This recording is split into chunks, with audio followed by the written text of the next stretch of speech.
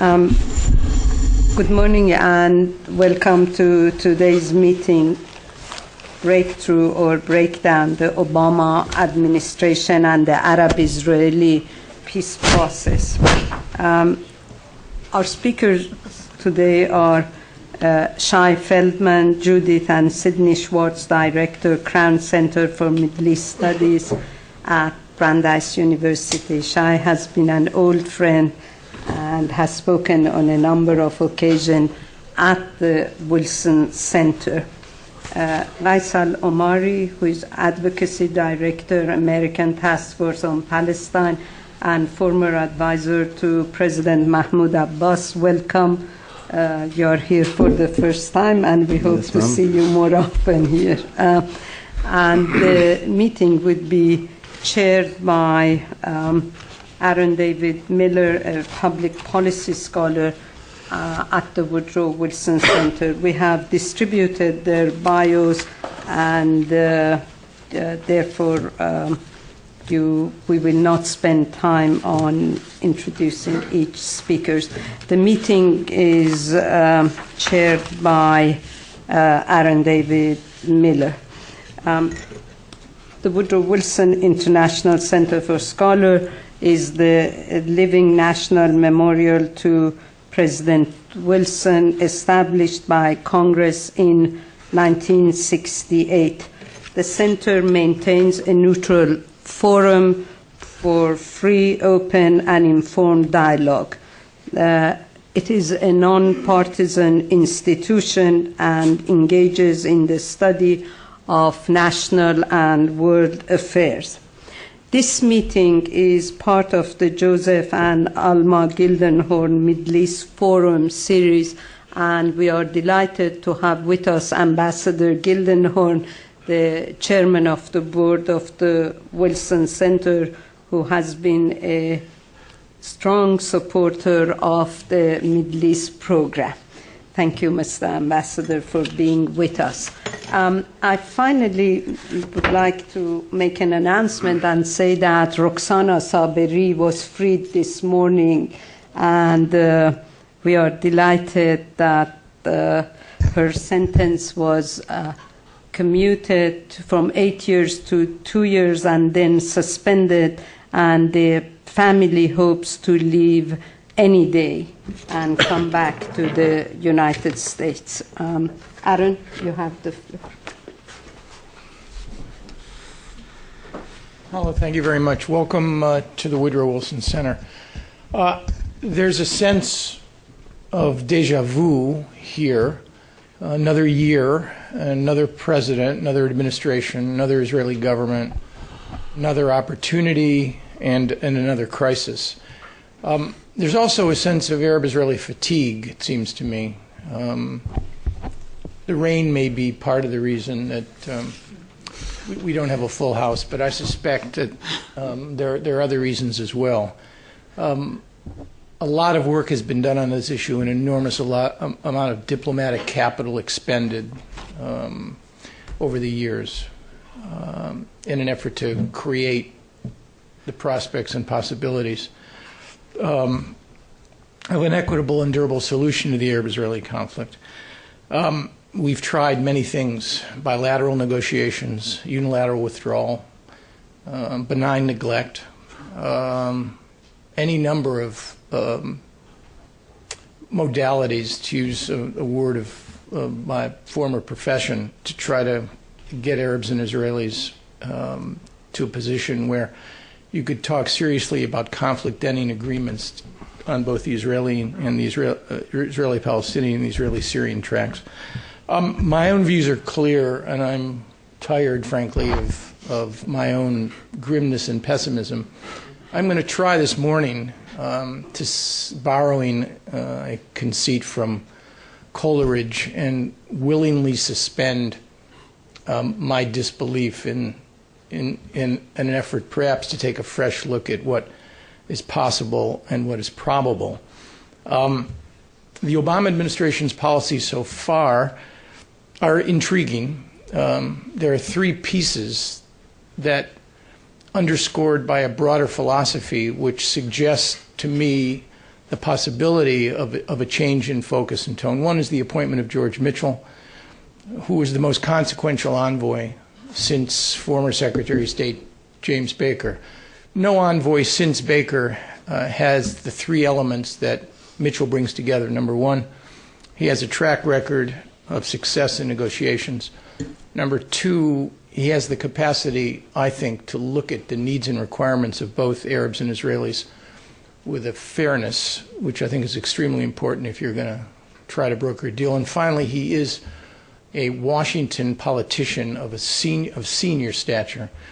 Those are three very important ingredients when it comes to negotiations. And we haven't seen a Mitchell since Baker.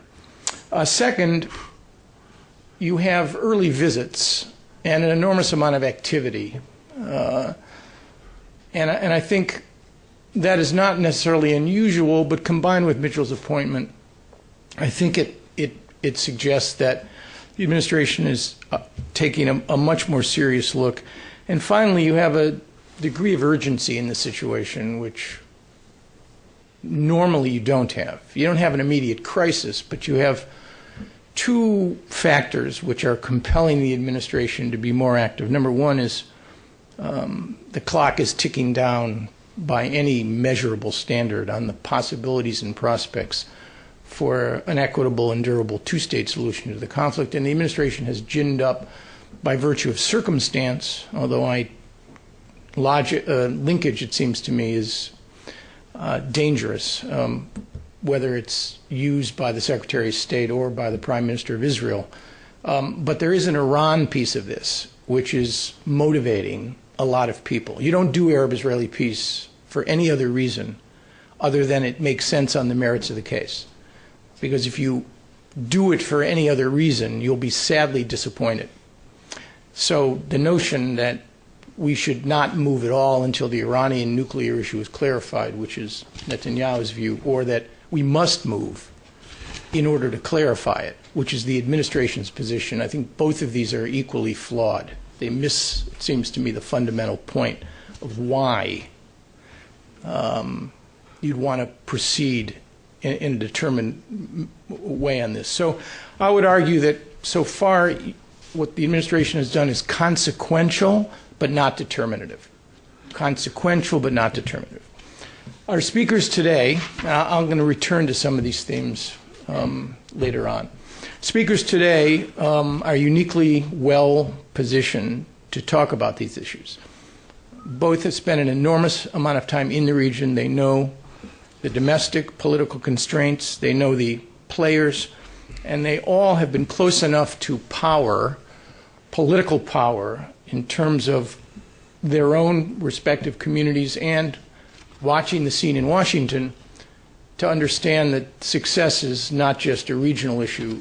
It's going to require intercession by a third party. So both with respect to Ghaith and Shai, who I've known for both for quite a few years now, I think we're in for a very, very good session. The ground rules are very simple, 15 minutes each. I'm going to ask each of them to address the respective domestic political constraints of the Israelis and the Palestinians and talk a little bit about the objectives that Netanyahu and Abbas have for their visits here this month. And then I will conclude with some observations on the American role and what we might be able to do under the circumstances. So, Ghaith, I think we'll start with you. Right. Do you want me to go there, or? It's up to you. All right, here. Thank you very much. Thanks for inviting me. And yes, I'll try to cover the Palestinian domestic scene, what Abbas wants, what the U.S. should do in 15 minutes. And feel free to stop me if I go over my allotted time. Just one word about Iran before I start, though. Yes, you have to be in the peace process for the merits of the case, but Iran does provide us with new set of tools. I think what's different now from the time before is we have a sense of energy, on the one hand coming from this town, but we also have new tools, be it the Arab initiative, be it the Arab world, or be it the Iranian threat, to create possibility for creating a more robust diplomatic process in the region. But I'm going to start with talking a little bit about the Palestinian domestic scene, what is going on in Palestine. And I will start with a couple of actually positive remarks before I get into the depressing side of the story. And on the positive side, the recent Israeli attack on Gaza, Operation Cast Lead, have actually exposed or have shown that the Palestinian Authority in the West Bank is in charge of the West Bank. There have been for a long time suspicion, lack of trust in the PA's ability to control the West Bank if anything goes wrong. Well, during the operation, during the Israeli attack on Gaza, there were attempts by Hamas and others to stage violent demonstrations, violent actions, to try to stir up a second front, if you wish. And that was controlled very effectively, due to a large extent to the effort that has been made to reform and reconstitute the Palestinian security sector. It was done very effectively and very professionally, meaning there were no killings, no injuries. The riot control that was done in a most professional way. So we have a sense that there is a degree of control, not complete, and I'll get to that in a minute, but there is a degree of control in the West Bank. Also, an interesting development is that Prime Minister Salam Fayyad, who has so far been seen by everyone as a technocrat with no political constituency, is starting to develop some sort of a political constituency. He announced his resignation last month in response to the ongoing national unity talks in Cairo. And what was interesting, there was quite a lot of pushback from the political community. There were, if you look at the op-eds in the newspapers, if you look at some of the action from the Fatah cadre, from the Fatah on the ground players, there was a degree of support for Salam, asking for him to stay there, which is interesting. We might be seeing the beginnings of a new political dynamic emerging in the West Bank. But beyond that, everything that's going there is fairly depressing on the domestic scene and fairly debilitating, which obviously with implications for the peace process. The most obvious division, the most obvious fault line is the one between the West Bank and Gaza / Hamas and Fatah. There is tremendous pressure from the Arab world to come up with a national unity deal, any national unity deal. The Saudis are not willing to pay any salaries, any of their contributions to the PA, as a way of pressuring the PA to get to a deal. Egypt is pressuring very, very strongly. And you hear voices from Europe which are pressuring. So there is a lot of external pressure to get to a national unity arrangement. However, I don't think that these pressures will produce a result. I don't see a national unity deal happening. And all the proposals on the table are simply not sufficient. The main proposal is the proposal by the Egyptians, which is to basically enshrine the status quo and allow Hamas to continue maintaining its control over Gaza and Fatah and over the West Bank, or the PA over the West Bank, and create an artificial unification. Well, I don't think this kind of deal would actually be useful or sustainable. It won't be useful because it will definitely kill the peace process, the budding peace process. At a time when we have an administration here that is being very active towards relaunching something, if we get into a national unity arrangement on the Palestinian side, that detracts from the rules of the game, that basically constitute a sliding back from the PA. It constitutes a change or how shall I say it? A sliding back from the previous agreements. This will definitely make it very hard to convince an Israeli government which is not so eager itself to get engaged in a peace process. It's not sustainable because, as we saw before, if you have one of the parties, in particular in this case Hamas, maintaining its security assets, if it continues to control its ability to launch terrorism at will, then anytime they don't like the shape of the peace process, of the political process, the peaceful political process, they can always destroy it using violence. We saw that in Gaza a year and a half ago. We saw a similar analogy when Hezbollah marched on Beirut a couple of years ago. You cannot have a militia as a part of a political process. So currently all the deals that are on the table either do not fulfill the international requirements for a functioning Palestinian government, or do not deal with the very fundamental issue of security multiplicity in the Palestinian political system. Most importantly, I believe, neither side, neither Hamas nor Fatah, from their behavior and from their statements, is eager to share power. And all of the formulations, all of the dances that we're seeing are basically posturing and positioning to be in a situation where they can, when the time is right, try to eliminate the other side. We're not at a moment where there is serious talking about sharing political power, sharing the security sector, and any of these requirements for stability. Basically, in my view, the power struggle between Hamas and Fatah, or the PA and Fatah, is a function of the failure of the peace process. If the peace process continues to fail, Hamas will continue to be strengthened, will be more legitimate, and it's a question of time until they take over the Palestinian national polity, and vice versa. If we have success in the peace process, Hamas will be on the defensive, and there will be more of an ability for the PA to actually reinstate itself in a meaningful way in Gaza. There is talk about elections, and actually there is even agreement that elections will be held in January of 2010. I don't think that's going to happen, and I think elections that are done without agreeing on the rules of the game can be more divisive than uniting. If we have a repeat of the 06 elections where there's no agreement on what are the basic requirements for participation, we will definitely come back with a similar dysfunctional deadlocked situation. There has to be agreement on the basics. What is the frame of reference? How do we view the peace process? And again, the issue of access to the security assets. Now, even though we might not, I don't think it's possible to get Palestinian national unity, and I do believe, by the way, that you can reach a deal with the Palestinians without national unity. And I think if we can reach, the idea of a shelf agreement, where you reach an agreement, the agreement is then presented for referendum and implemented when it's appropriate, when the situation on the ground is appropriate, I think it still is a valid idea, in that having an agreement itself creates a new dynamic. I would love to see the day when Hamas is, for example, campaigning against the Palestinian state.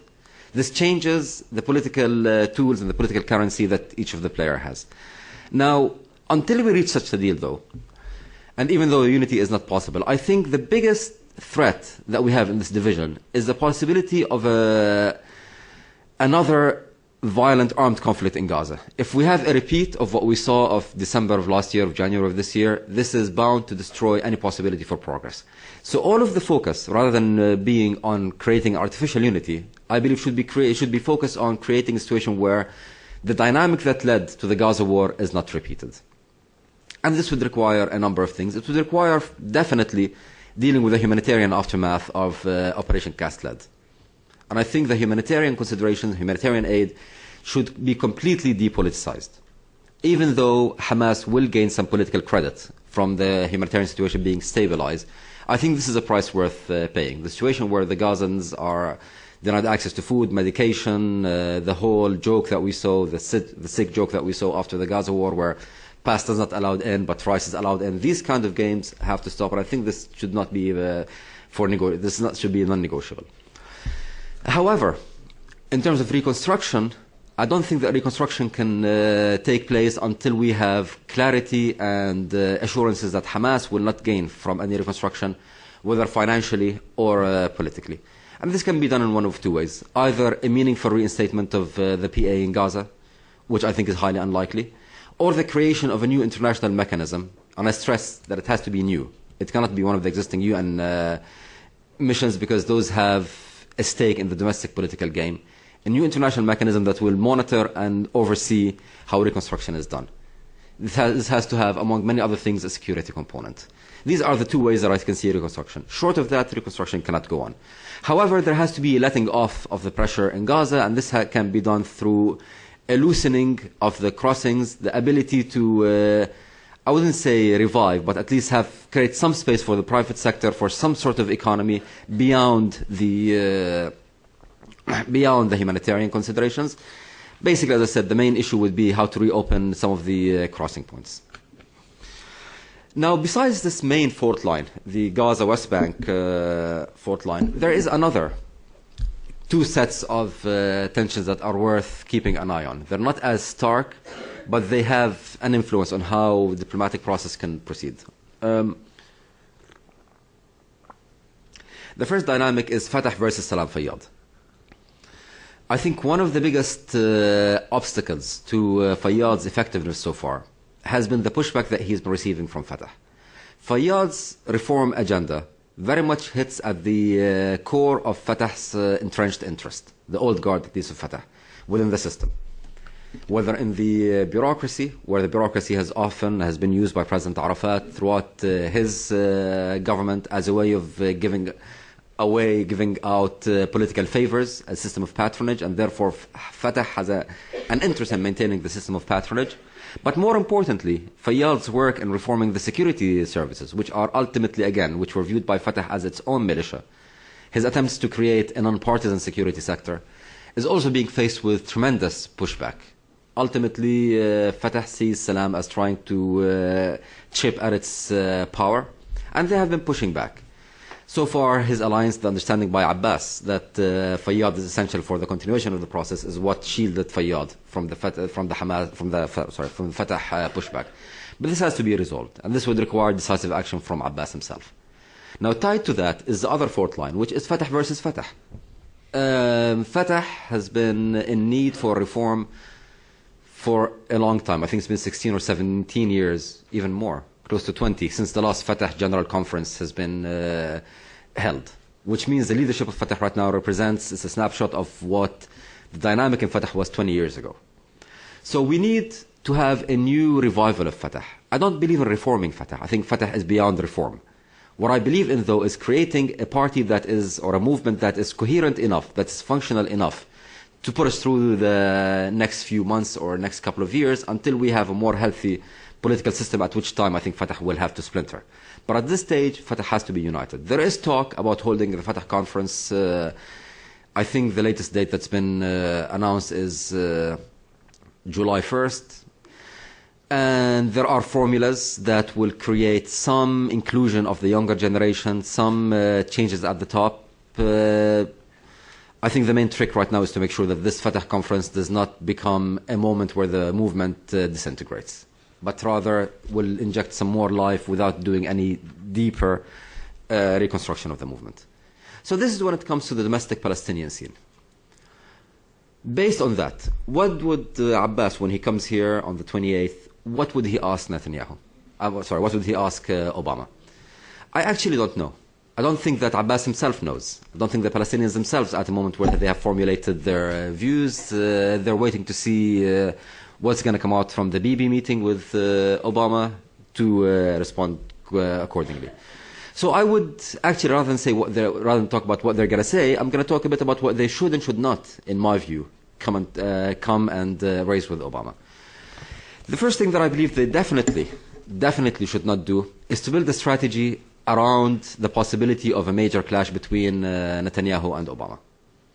And I see, if talking to Palestinians, reading the Palestinian press, there seems to be a belief there that we're going to have a major showdown between the US and Israel.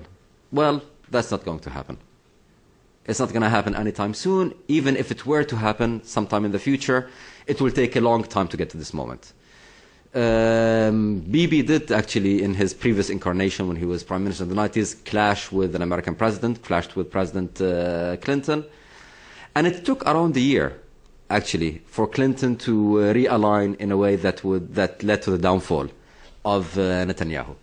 And I'm wondering if the Palestinians start encouraging such a showdown, does the PA have the time or the ability to survive while the US and Israel do the dance that they need to do and do the protracted process of confrontation? I don't think that's possible. So I don't think that the Palestinians should come here with the expectation that they should play on this fault line, because they will be disappointed. And as a kind of byproduct of that, Palestinians have to be very careful not to overreach. Again, sometimes when I read the Palestinian press, I think that Obama is seen there as member of the Palestine Solidarity Movement or something of this sort. He's not. He's an American president working within the constraints of the American policy and American political system. And if the Palestinians come now and ask for too much, they will get nothing. I think Abbas should come. I don't think the first meeting will be definitive. The first meeting is more of taking stock and actually reading everyone out and getting the measure of the person in front of them. So Abbas has to come with an achievable ask, as well as a list of what he himself can do. he has to present to himself, to Obama, not as an additional problem in the Middle East, but rather as someone who can help Obama secure some sort of foreign policy victory. That's the only way, given the challenges the president is facing now, the Palestinians can get any traction. So I think on the big issues, on the issues of permanent status negotiations, I think it's too early to ask for concretes. The idea that the U.S. should put ideas on the table right now is too premature. The parties are not ready. The most that the Abbas should ask for is to ensure that the process of negotiation on permanent status itself continues, even though we know it's not going to bear fruit anytime in the near future.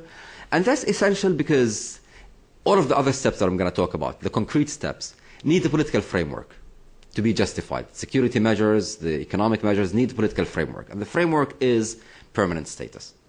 However, even if we have a permanent status process going on, knowing, as I mentioned, that it's not going to bear fruit anytime in the near future, Abbas needs a political deliverable. He needs to show his public that he's engaged in the process not only for some money and some arms, but that he is getting closer, inching closer towards achieving the national goal. So he needs to show a deliverable, a political deliverable, and I think that one is a settlement freeze. I think a settlement freeze is doable.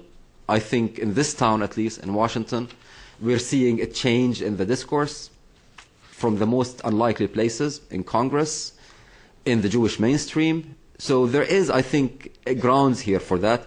But I think Abbas should not come and ask for a settlement freeze as a precondition for negotiation. I think he'll be harming his own interest. He should ask for it or he should start engaging with the administration for a process of getting a settlement freeze. And the most that he can get, and I think what he should be going for beyond that, is concrete improvements on the ground. There has been tremendous improvement in security on the Palestinian side. This has to be beefed up and has to be extended. So far, what the Palestinians have been doing is more law and order operational stuff. They have to expand the efforts, the reform that's going on beyond that to move into intelligence and counterterrorism. And I must say, the fact that it's only been, or that counterterrorism and intelligence has been excluded from the reform process is not only a Palestinian concern, or not only a Palestinian fault, but there has been tremendous pushback from the agency here, from in the States, and from the Israeli intelligence community against reforming the Palestinian intelligence services. I think many of these obstacles have been overcome, and now we have to start focusing on the intelligence and counterterrorism piece of the equation. Then we have to start seeing real change on quality of life on the ground. Now, I don't believe that you can have a vibrant, sustainable economy under occupation. But what you can have is some deliverables on the short term that will create a sense of movement. A settlement freeze, economic revival of some sort, loosening up of access and movement is not going to solve the problem, but it's going to create the kind of right atmosphere that the process or the issues can be resolved. This is what will create the kind of alignment of players that will enable us to get into a peace deal. One last point before I conclude is Abbas should also come showing that he can not only deliver himself, but can deliver the Arabs. The Arabs, with the Arab Peace Initiative, the recent visit by King Abdullah of Jordan here, has shown that we have new currency on the table. The Arab Peace Initiative. So far, the Arab Peace Initiative has been seen and presented by the Arabs as an all-or-nothing proposal. Once Israel gets out of all Arab lands, we'll give Israel full normalization. I think there is space for breaking it down a little bit and having quid pro quo, gradual, operationalized peace or Arab initiative, where Israel does certain things, particularly settlement freeze, as well as other things, and the Arabs can then respond with their own gestures toward Israel. This will give Abbas some regional depth, will give Israel some additional incentive, and will give President Obama some additional tools that he can use as he fine-tunes his approach. Thank you.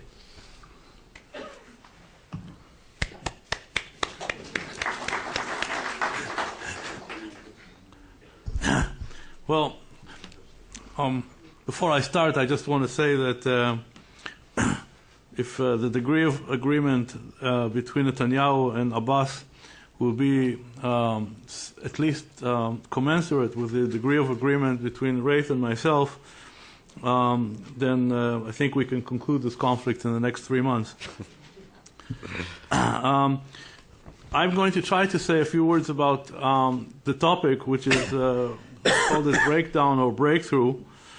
I also agree with Raith that it's unlikely that we're going to see a breakdown.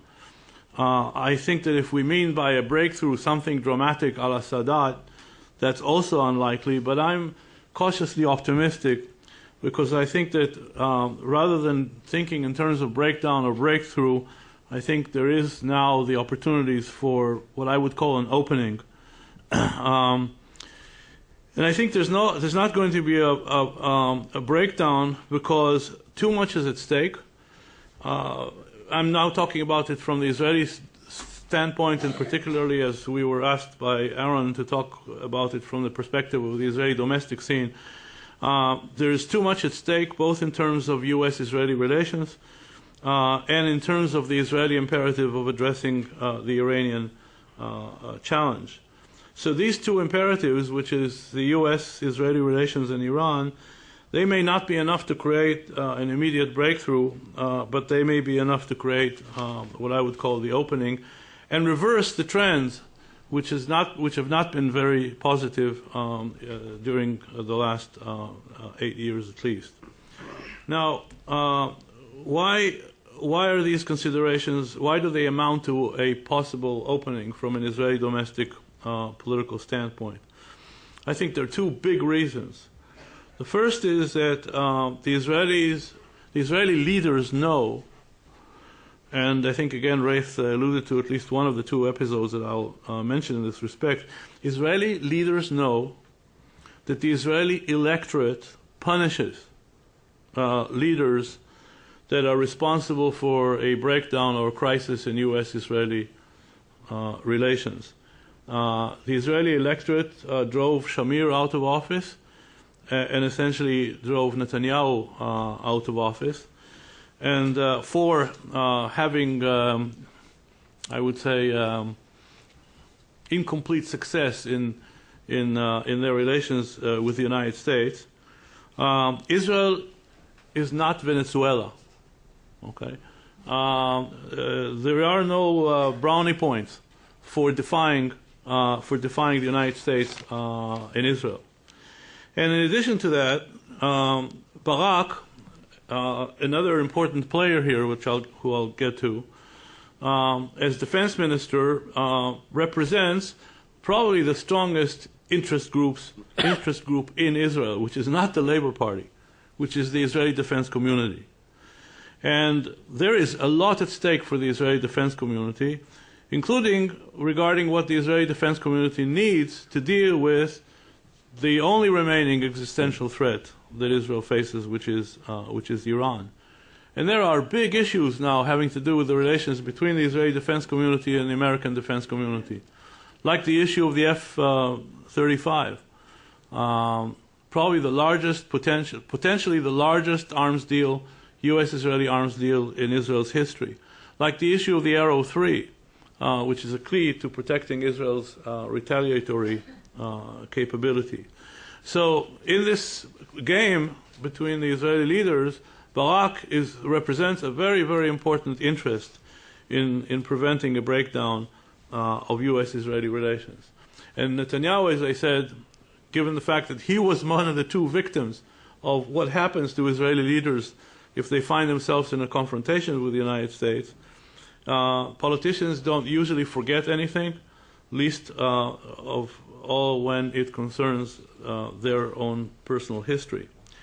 Now, the question then is, if this is an imperative, against what kind of U.S. policy or U.S. approach are these people, are the Israeli leaders gearing themselves? Aaron will talk about it from the American perspective. I will only talk about it from the perspective of my understanding of how the Israeli leaders, against what kind of U.S. approach are they organizing themselves. And I think there are four components that they see, which are quite different from what they've experienced in the previous 8 years. Number one, a commitment to move early and not to wait till the second half of the last year of a second term. Secondly, a willingness to engage, and that has to do primarily so far with Iran, which is to say to engage with America's adversaries. Third, and very important, is the conviction that the United States can't do it alone, that it needs allies within and outside the region. And what is absolutely clear in all the statements of the last week to 10 days is that there is a clear expectation that Israel has a responsibility, to help the United States get the allies it needs in the region. And fourth, there is an approach that says all the major issues in the region are connected. In other words, you can't have a separate Iran policy from a separate Syria policy, from a separate policy on the Israeli-Palestinian conflict. These issues are interconnected. So while there isn't a blueprint, there is clearly a new direction. And it is against this new direction that Israel has to formulate, and the Israeli leaders have to formulate this response. So the first thing, again, my first point is that the opening is created by the fact that the U.S. has a different approach, and that Israeli leaders, for their own domestic political reasons, have to begin to adjust their positions to this new American approach. And again, we can elaborate on this a little later. The second big point, the second point I'd like to make is that what is creating this opening, the second reason why we have this opening, is that you're dealing with three important key Israeli leaders, Netanyahu, Barak, and Lieberman. And actually, if you look carefully at their views, first of all, they don't necessarily come into collision with one another. They don't necessarily contradict one another. And actually, some combination of their views, again, is the second element that creates what I see as this opening. So let me just give you, in the next, for the remainder of my time, give you a little bit of a map as to what is the position, what's the basic approach of these three individuals, separate approach of these individuals, which together might make this opportunity that I'm talking about. Now, as far as Netanyahu is concerned, there are three or four elements here. First of all, a formal commitment to the roadmap, which, as we know, is a performance-based, three-phased process leading to a permanent, the third phase of which is permanent status negotiations. So that's number one. Number two, very strong belief that the present realities on the Palestinian side, everything you've heard from Ghaith before me, in his view, does not allow a resolution of the conflict in the immediate future, otherwise referred to as a top-down approach. So the options for a top-down approach, as far as Netanyahu is concerned, aren't there because of the dysfunctional nature of Palestinian domestic politics and fragmentation. So that's number two. Number three is a very strong belief that until conditions are ripe for a top-down approach, Israel has to move in two directions. Number one, in making it possible to create a so-called economic peace, which is to move on the bottom-up, and the bottom-up has two legs. One is the economic side of this, and Netanyahu has moved to be more and more specific on this issue, which is that the Israeli cabinet has to inject itself to gradually lifting obstacles to Palestinian economic development, which, as I think Ghaith also mentioned, has a lot to do with issues of movement and access and so on. Yesterday's cabinet meeting, another bureaucratic or political step forward on this, which is he nominated former Foreign Minister Silvan Shalom to be in charge, in a way the czar that has been missing in terms of coordinating what needs to be done on the economic peace front. And Silvan Shalom, who's actually been left without an important portfolio in this government, I think will have the ambition to prove that he can do something.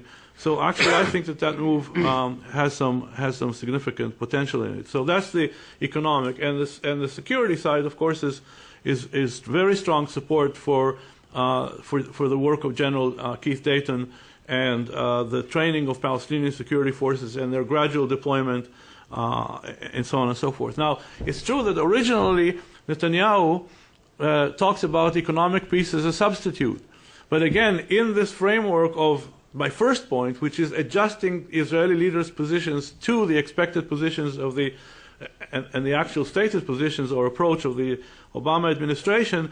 Netanyahu is already completely withdrawn from the idea that this is a substitute, and now he doesn't quite use the words that I use, which is building blocks. He calls it boosts, as in boost phase. So these are to boost the possibilities of a top-down approach eventually down the line. On the settlements issue, all we know is that so far Netanyahu has committed himself to no new settlements, but not yet to a settlement freeze. I'll get to that in a few seconds. So that's where Netanyahu stands. Then you've got Barak. The interesting thing is that Barak and Netanyahu share the same assumption. And the same assumption is that, again, because of everything that Ray said, the opportunities for a breakthrough at the top-down approach for an agreement between Israel and the Palestinians are not there. But Barak draws completely different conclusions in terms of what should be done in the meantime. And I think that Barak is focusing on three things. The first, which has to do with the issue of Gaza, is that Barak, while not inconsistent with the Israeli formal approach of non-negotiating with Hamas, believes that Israel needs to reach some kind of an understanding with Gaza, which means Hamas. An issue, by the way, on which he clashed, not with Netanyahu, he clashed with his colleagues in the former government, with Olmert and Livni. And he's willing to go into some understanding with Hamas that is short of a comprehensive armistice, which is to say, short of a hudna, in a way simply an extension of the tahadiyah that existed between June and December of last year, which would have, but more comprehensive, because it will have to have four components. An ending to the rocket attacks. Secondly, a regime to open the crossing points. Third, a regime to prevent smuggling of weapons through the tunnels and other means. And fourth, a prisoner exchange. So this understanding with Hamas has to have all these four components in Barak's view. The second thing is a very strong encouragement of a deal with Syria. And here again, Barak is there on the scene less as a labor leader and more as a leader of the Israeli defense community. The Israeli defense community has become a very strong interest group in pushing for a deal with Syria, partly because it doesn't see a very good way of addressing Hezbollah in Lebanon without taking Syria out of the equation. The third conclusion of Barak is that if the situation on the Palestinian side is as complicated, as dysfunctional as Rafe portrayed it, and probably Barak is even more pessimistic about this, as is Netanyahu, then let's go to the Arab world at large. And so again, a third component of this is a strong emphasis on the need to take the opportunity that is embedded in the Arab initiative. And that is an effort to say, let's not amend the initiative in a sense of try to negotiate better terms, but let's get into a process of operationalizing the Arab initiative, so that you create certain benchmarks for Israeli compliance with the initiative, against which part of the rewards of the Arab world will be provided. And here I will just say one word about this as a kind of a teaser, which is that from Barak's standpoint, and with this, if you have this image in mind, which is that there is in any case less that you can do on the bilateral front and more possibly that you can do with the Arab world at large, then I think it would be easier based on this kind of Israeli approach, to see a settlement freeze not in the Israeli-Palestinian context, in other words, less in the context of Israel's obligations under the first phase of the roadmap, and more as part of the Israeli move towards implementing the Arab Initiative. Again, provided that these benchmarks are defined. In other words, if the Palestinians can't give Israel something meaningful and the Arab world can, then let's give the freeze to the Arab world then, rather than to the Palestinians. Finally, there's Lieberman. Lieberman is a much more interesting character than his, of course, public persona. Partly he's interesting because of his public persona, because, as you know, he does have. I mean, Lieberman actually is the only leader on the Israeli scene that inserts into the equation an element of Venezuela. I mean, he has this Hugo Chavez. There is a chromosome there that says, you know, let's kind of defy everybody, and every 10 days at least give some interview that makes everybody mad, and so on. But the interesting thing about Lieberman is that, number one, in contrast to Netanyahu, he's actually willing to say that he supports a two-state solution. Except that when he talks to people like some of us, I don't want to associate my two associates here, but let's say some people like myself were defined in the Israeli scene as Oslo criminals. He says, well, what's driving you guys? What's driving you guys? If what's driving you guys is demography, right? It's the notion that if we don't have a deal with the Palestinians and we don't establish a Palestinian state, then Israel will have to choose between being a democracy or being a Jewish state. If that's what's driving you, fine, I'm willing to go along with you, but then let's be consistent. And if we're going to get this grand bargain with the Palestinians, let's at least on this happy occasion, wherever we can, amend locate the boundaries between Israel and the future Palestinian state in a way that makes optimal demographic sense. And of course, his focus is on the triangle, where we have 350 Israeli Palestinians. And again, his argument is, excuse me, the triangle was never allotted to the Jewish state in any case. In the 47 partition plan, the triangle was not a part of the Jewish state. It was conquered by the IDF in 1948. He basically says what was conquered can be deconquered.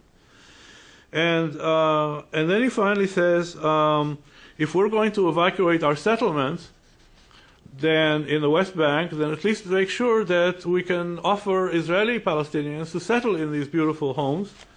And he says, I'm willing to evacuate my home in Nokdim. He's a settler. If you promise me that some Israeli Palestinians would settle there.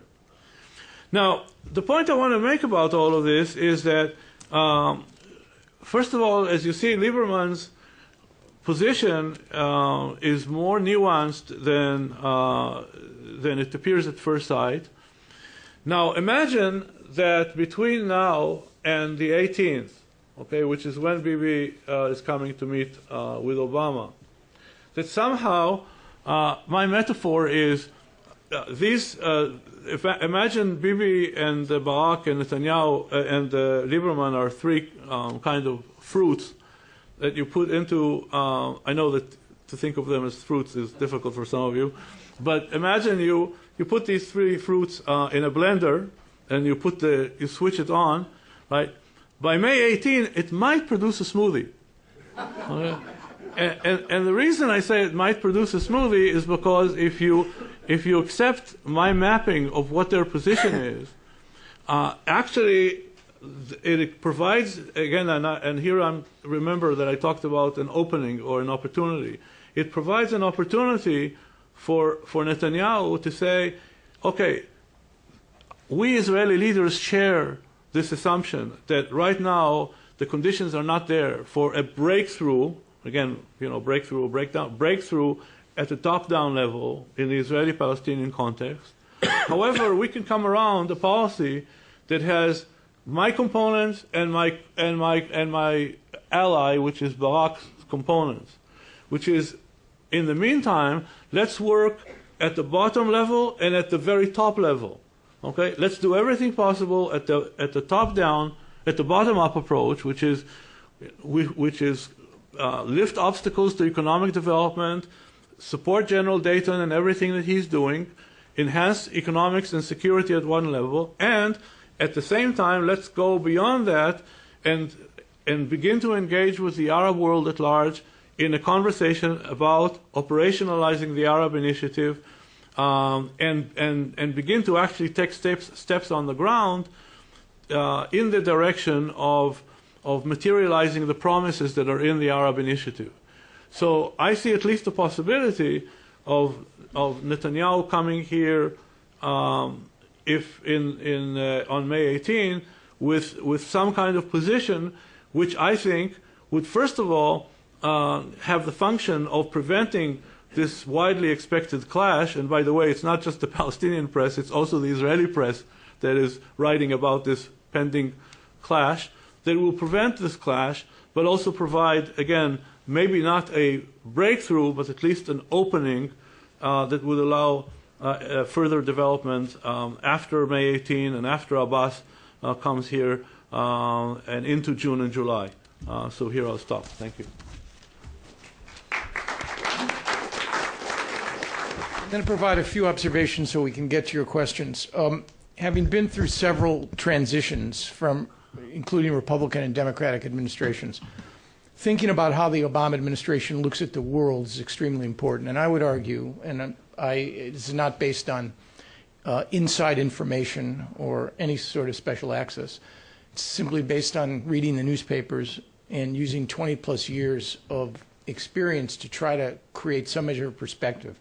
I would argue that there are 6 factors that are impelling the Obama administration to a different and, in fact, more activist policy, perhaps than either of its predecessors, either Bush 43 or Clinton. Number one, there's and this happens every time there's a transition, there's the anybody but your predecessors policies. Now, this is not adopted across the board. Barack Obama is a very pragmatic, practical man. It's not a question of throwing out everything that Bush 43 did. But on the Arab-Israeli issue, there's no question that there is a fundamental reaction. The Bush 43 dismantled special negotiators and coordinators. One of the first acts that this president performed was to appoint George Mitchell. So that's the first factor. Number two, borrowing from the campaign slogan, which I admire, although whether it applies to the rest of the world, particularly this conflict, is an arguable proposition, the yes, we can notion. You have a president who believes that he is, in fact, a transformative political figure. Certainly, domestically, that's the case. With respect to foreign policy, it's unclear to me, but the notion that somehow we can do something significant underscores everything about this guy. And by the way, I'm confining my remarks to Obama in particular, because it is the nexus of decision-making on this issue must be with the president.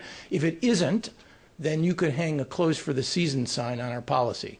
It won't matter. The president doesn't buy into this with his software. You can forget it. Number three, time is running out. Now, we've heard this argument repeatedly. The urgency, 5 minutes before midnight, 5 minutes after midnight. There's a certain reality that exists here.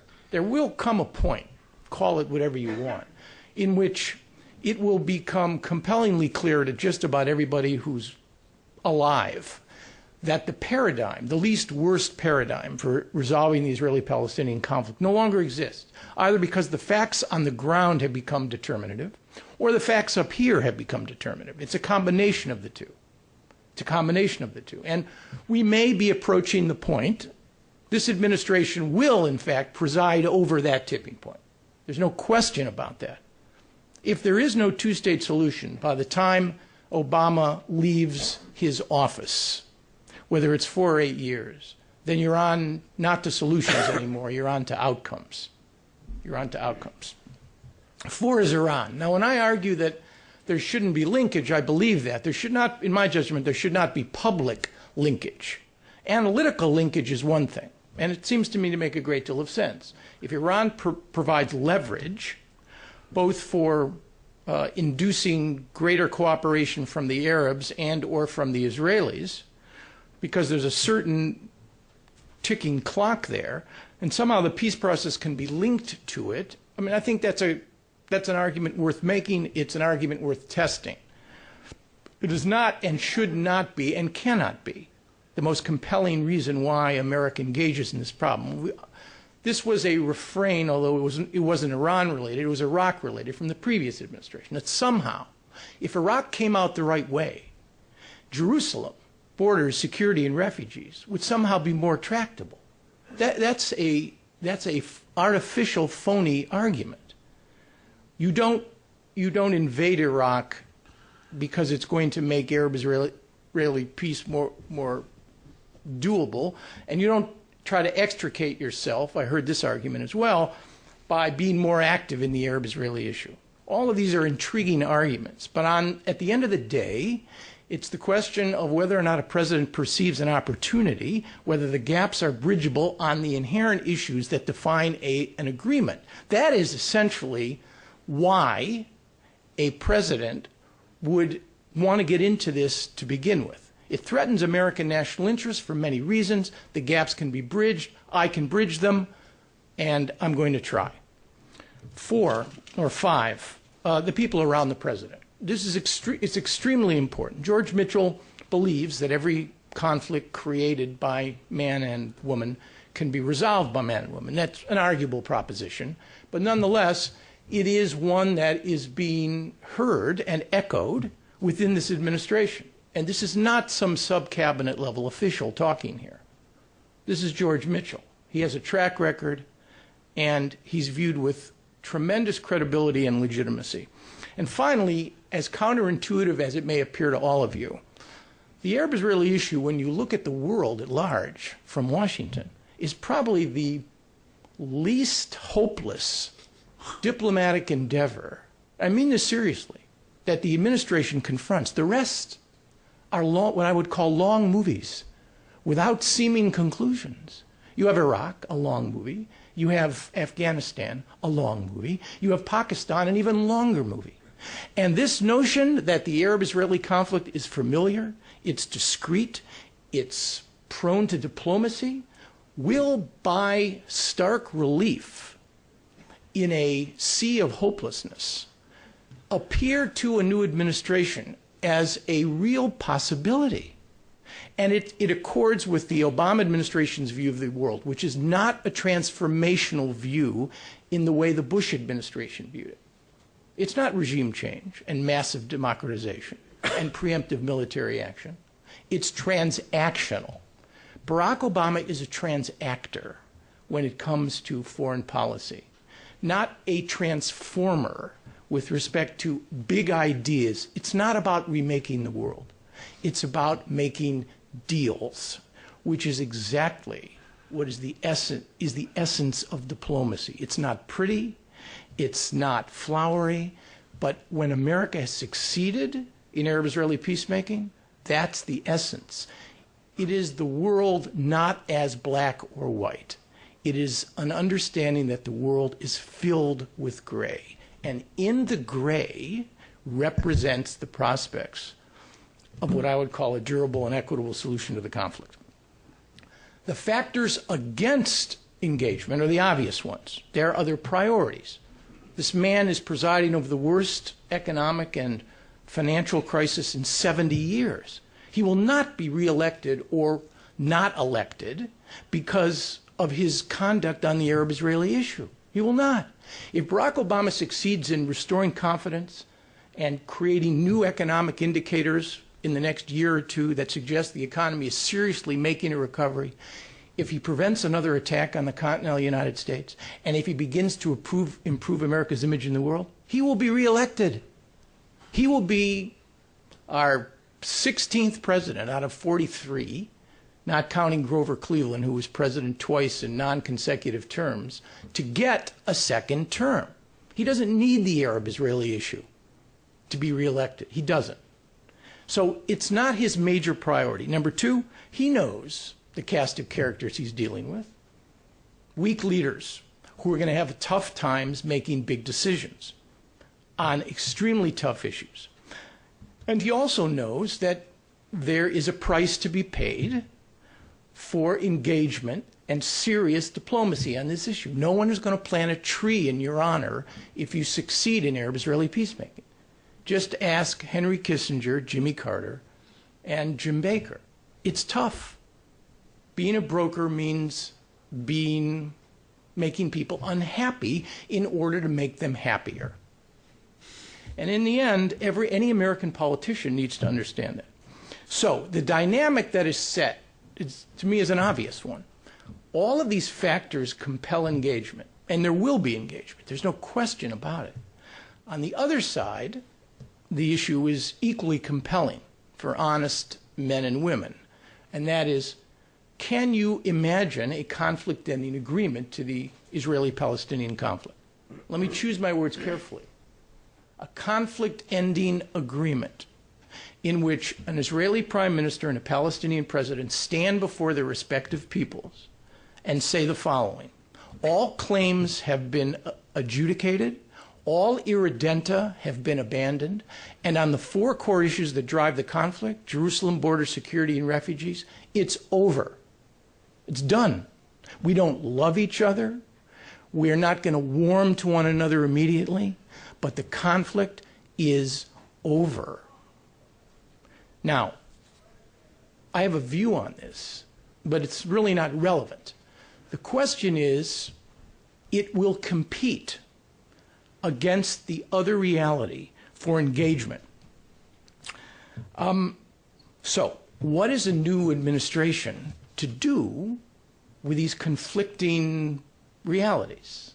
It's really important that we do serious diplomacy and actually that we succeed. And by the way, the other reality here is process will only be accepted for a limited while.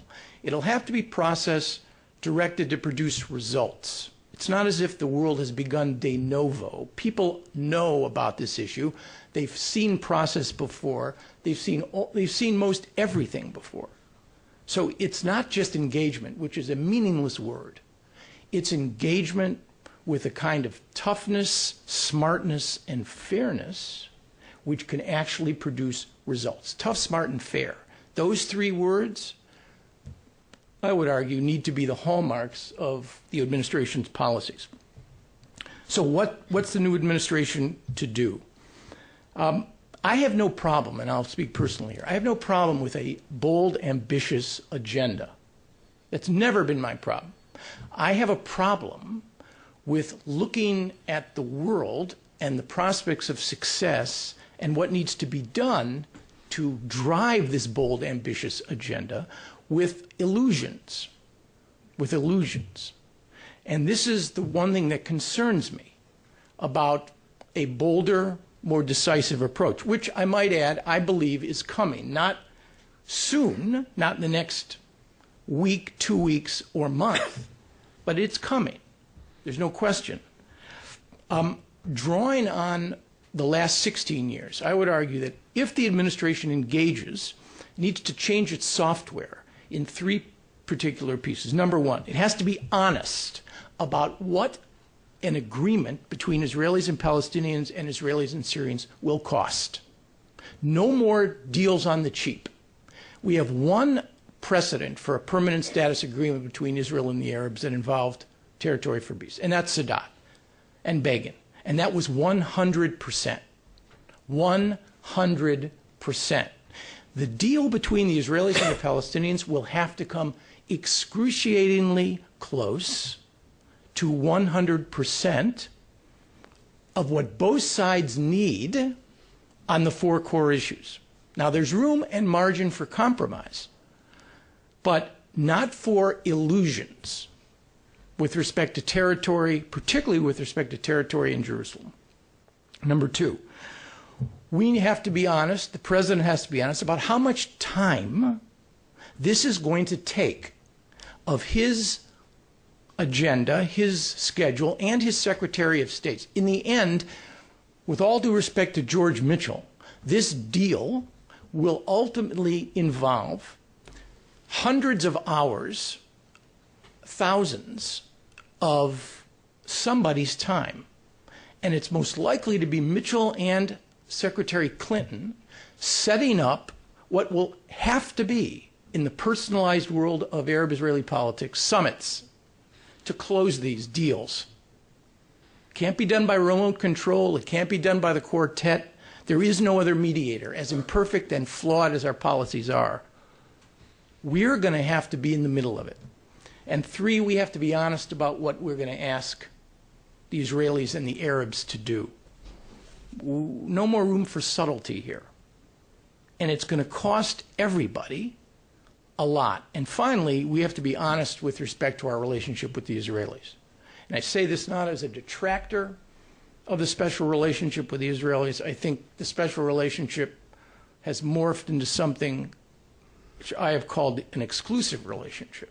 Over the last 16 years, 8 under Bill Clinton, 8 under George W. Bush, that exclusivity has undermined our capacity to be a effective broker, and we have persuaded ourselves wrongly that we cannot be Israel's best friend on one hand and an effective mediator on the other.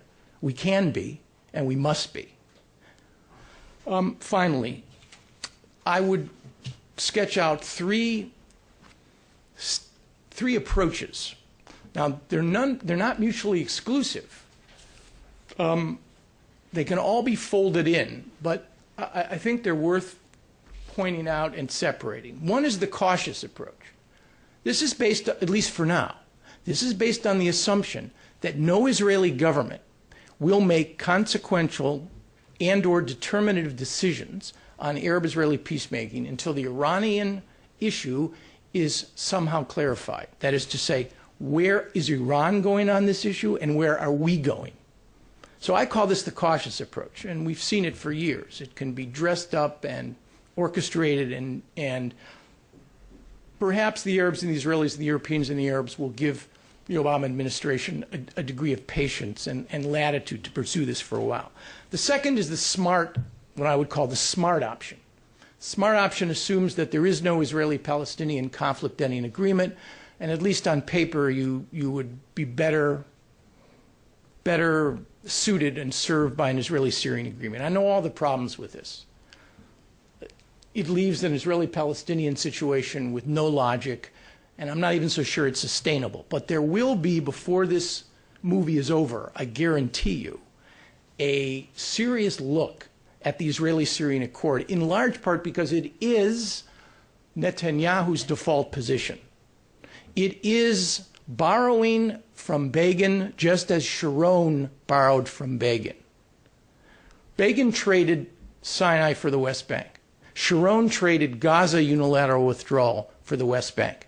Bibi Netanyahu could easily try to borrow a page from Begin and trade Golan for consolidation of Israeli control over the West Bank, not in terms of digesting it, but avoiding having to deal with it because it's radioactive.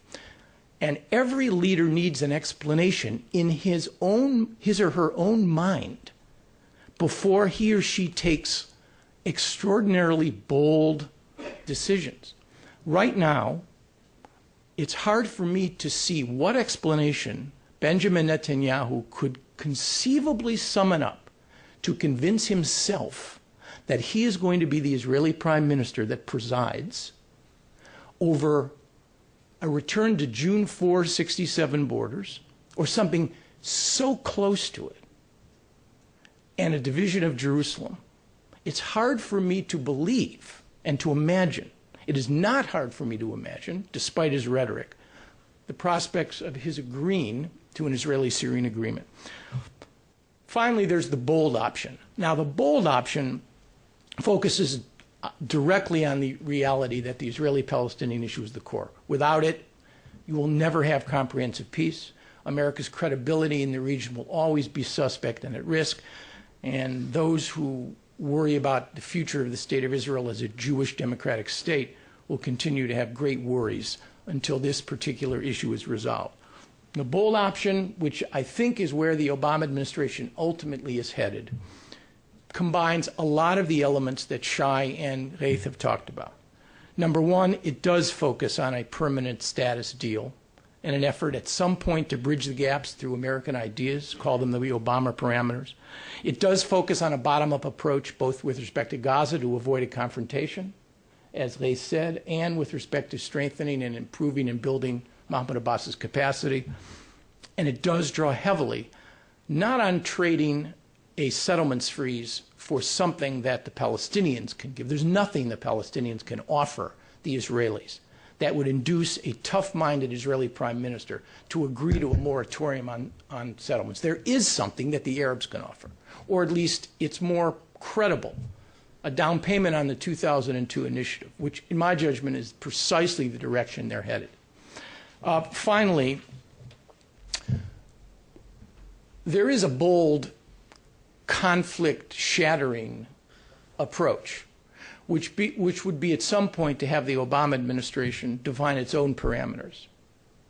And I mention this only because it's blue sky and it's never going to take place. But it would crack the frozen table wide open. And that is to say the Obama administration would articulate internally its Obama parameters on the 4 core issues.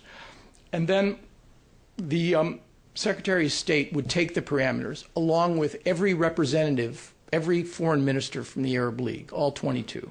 And they would make 2 stops. I'm thinking here, so humor me, dreaming.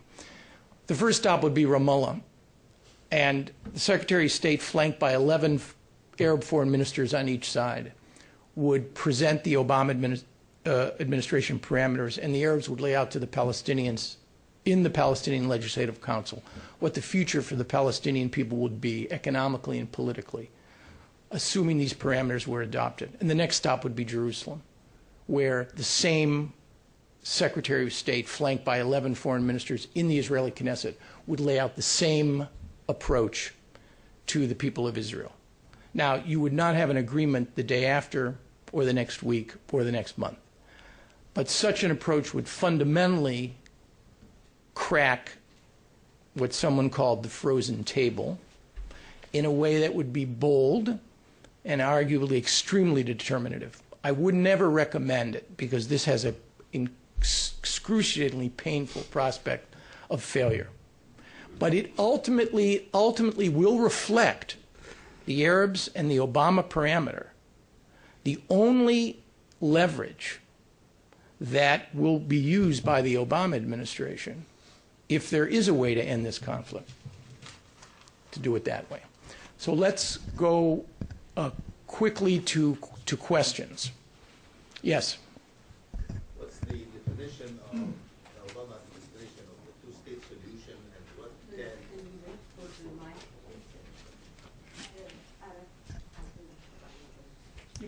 Could you identify yourself? Sure. My name is Mohammed Al-Shinawi, the Voice of America. My question is, what's the definition of the two-state solution as Obama administration sees it, and what's recommended for the Obama administration to do to salvage this solution before it's too late?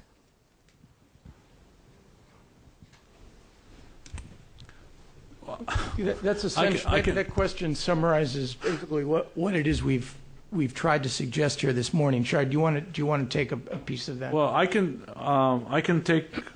Again, I'm trying to stay with the assignment that Aaron gave us, which is to talk about things from the Israeli domestic standpoint. And I think that this is one issue which my wild hunch is that those who think that there's going to be this big clash over this issue of the two-state solution on May 18 are going to be disappointed. And the reason is that when Netanyahu is now being asked, well, so what's your position on this? I mean, after all, first of all, when you were prime minister in 96 to 99, you operated within the Oslo parameters. You had the Hebron Agreement, you had the Y River Accords. They were all part in the framework of the Oslo process. And indeed, Netanyahu, and this is kind of interesting because in the context of the discourse on Hamas, of whether Hamas should accept or previous agreements of the PA, Netanyahu in '96, when he was prime minister, of course during the election campaigned against Oslo. But when he became prime minister, basically said, this is the elected government, we have an obligation to carry out, so on. So that's, first of all, he has a track record of operating within the two-state solution framework in 96 to 99. Now when he's being asked, oh, what's your problem? Okay. So Netanyahu says, or his people say, both of them actually say, well, you know, the problem that we have is that when people have the concept of state in mind, they think a state has to have an army, it has to have complete control over its airspace, it has to have unhindered control over its exit and entry points, and given Israel's security requirements, the Palestinian sovereignty would have to be compromised to take into account all of these issues. And, you know, I can easily see a situation where Netanyahu comes here and he says these things, and the president says, I don't see this as necessarily contradicting the principle of two states. You know, we all understand that this state would have to have some limitations on its ability to exercise its sovereignty because of all these issues. That doesn't necessarily contradict the two-state solution. And they can essentially agree to, for the moment, have these interpretations out there. In reality, I don't think that there is really a big gap between the concept of what kind of a state we're talking about. So, you know, I think that all this hype in both the Palestinian press and the Israeli press, anticipating this grand, you know, breaking of the heads over this issue, my own feeling is people are going to be slightly disappointed. Yeah, I mean, in terms of the Obama administration's concept of a two-state solution, I think there isn't one specifically, and I think that's right. I mean, that's the right position to be in. I think ultimately the two sides will decide what is there. A two-state solution is a solution that is sellable to both publics, and I think in this one the U.S. should take its cue from the players themselves. However, on the issue of actually, you know, the words two-state solution, the issue that Shai touched on, I actually think this is a diplomatic game. In many ways, the upcoming meetings between definitely Obama and Bibi, but also Abbas and Obama, is going to be trying to figure out how serious the administration is and to figure out the architecture, diplomatic architecture in which the administration operates. And I think this goes to a point that Aaron mentioned. How much the president himself will be engaged in the nitty-gritty? Or is the president going to empower the other levels? How empowered is Mitchell? Can you bypass Mitchell and the secretary with every problem you have and go up to the president? I think these are the kind of things that Bibi is going to try to test. And if it's really a case where something as basic as two-state solution cannot be resolved at the level of the envoy or the secretary and has to be kicked up to the level of the president, then this is where we can actually also hang the shop closed sign. This is one of the biggest mistakes I think that the Bush administration had. It's not the concept, it's the implementation. The need to include the principals, be it the president or the secretary, in every little detail will create a dysfunctional process. So I think rather than asking what is the U.S.'s concept on two-state solution, which I think is a bit premature, let's look how strong, how viable the diplomatic architecture is. Mitchell empowered? Is Clinton empowered? Or do we have to have logjam at the presidential level?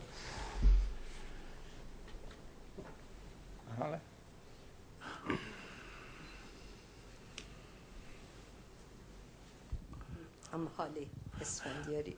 Shai,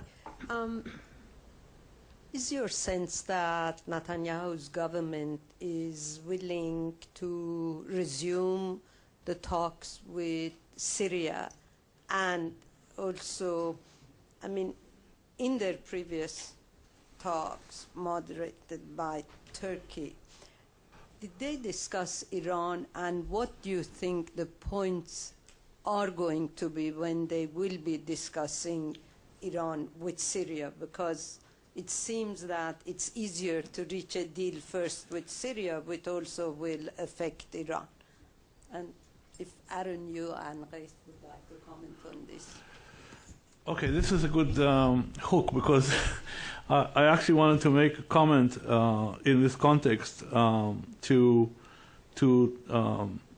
to Aaron's last paradigm of the three approaches. I frankly I have a somewhat different take on this, because I like the word cautious. You know, when you use the word cautious, it's good to be cautious. But my definition of cautious I think is a bit different. I think that, frankly, I think the cautious paradigm and the smart paradigm, I think the train has left the station on these issues. I don't think that there is anybody in the Obama administration that is willing to even entertain this concept that you don't deal seriously with the other issues before you succeeded in dealing with Iran. I think that the way the administration sees this is that Israel has to help the U.S. build the coalition it needs vis-a-vis Iran to deal with Iran. But also, I think it's an administration, and that's not unlike, let's say, the Brzezinski, Scowcroft, But I think that it is also true that they see the arrow of influence going in the opposite direction, which is that if containment of Iran succeeds, then definitely it will affect those who are opposed to the process, like Hezbollah and Hamas. But somehow, if an Israeli leader came, and I think, again, Netanyahu is sensitive, very, very, very sensitive to the voices coming from Washington. And by the way, in the last 10 days ago, you did not have to be sensitive. They were so clear. I mean, Biden, at company. So I think Netanyahu understands that coming with this song, it's not going to work. Secondly, Syria, I don't think that Israeli leaders now see Syria as an alternative. I think that, again, this paradigm that existed during the days of Rabin and Barak, when Aaron was central to the process, that, you had two options, you either go for Syria or the Palestinians. I don't think it's framed this way anymore. I think that the Syrian part is part of the Arab initiative, because the Arab initiative talks about 67, so you can't move on the Arab initiative without moving on both fronts simultaneously. Now, more directly to your question, I think that on one side, everybody understands that the purpose here is not just to get a bilateral deal with Syria that would essentially be the Golan in exchange for peace. That for Israel to meet its national security requirements, the reward for the territorial concession that has to be made here, and nobody has any illusions about the depth of that concession, is not Syrian-Israeli peace in the narrow sense of the word, but a reorientation of Syria's policy, which has to do with Iran, and it has to do with Syria playing the bridge for Iran to Hezbollah and Hamas. Now, another, again, side of this, which is where the train has left the station, is the idea that you engage Syria only after Syria demonstrated that it is willing to end its alliance with Iran or stop supporting Hezbollah and Hamas. I mean, I think, again, that's a non-story. I think where you might want to enter into a creative discussion is what are the first steps in that direction that you can expect the Syrians to take as negotiations become serious.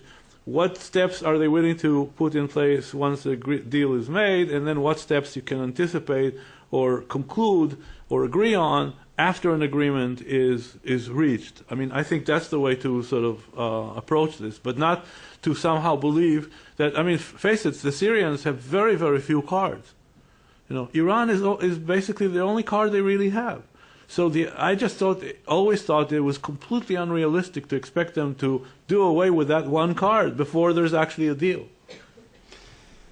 If I may, actually, on Syria, because this is one point that I kind of disagree. I still live in the 90s. I actually still believe that even though what we're hearing from the administration, even from the Palestinians and from the Israelis, oh no, they're not mutually exclusive, we're going to go in parallel, reality is there will come a moment where you have to make priorities. And even if the U.S. has the political space and diplomatic breadth and depth to deal with two tracks, Israel doesn't. And at some point, the focus will be somewhere. My sense is the focus will start being Syria. This is every indication we're hearing. The words low-hanging fruit, you hear it in every conference that you go to.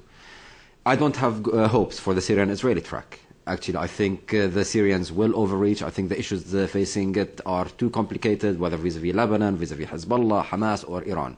But it seems to me that this is the track that will take precedence. So what do we do? in this process. This for me requires two things. First thing is, as we do this process with Syria, let's be very cautious in what we're willing to give Syria.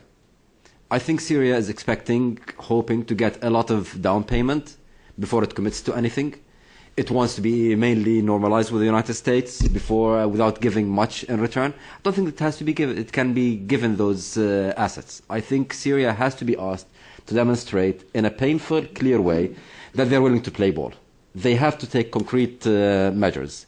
Maybe not on Iran, fundamentally, because Iran, as you said, is the only card. But there are other cards, there are other indicators, be it Hezbollah, be it other issues in Lebanon, or be it Hamas, that we have to see movement from Syria before they get the full goodies. The other thing is, as the Syrian track starts sucking some of the oxygen, I mean, that's one of the reasons why I'm pushing for this stabilization phase, for this movement on the ground, things that Abbas can deliver, because the Syrian track, or a repeat of the 90s, where you had the Syrian track that took all of the attention and nothing was happening on the Palestinian track, could lead us to a breakdown of the PA. I mean, one of the issues we talk about, the breakdown of the two-state solution, it could be on the ground, it could be in the minds, but it could be political. A moment where the PA collapses for domestic reasons is the end of the two-state solution for a long time. Let me just add one historical perspective here.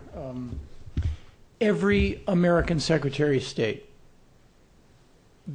and every American president, since there was an Arab-Israeli peace process, and it began with Henry Kissinger, it continued with Jimmy Carter, it reached they had two terms. Bush 41 and Baker would probably have been able to reach an agreement, and it would have been an agreement with Syria. I saw President Clinton fascinated by Assad.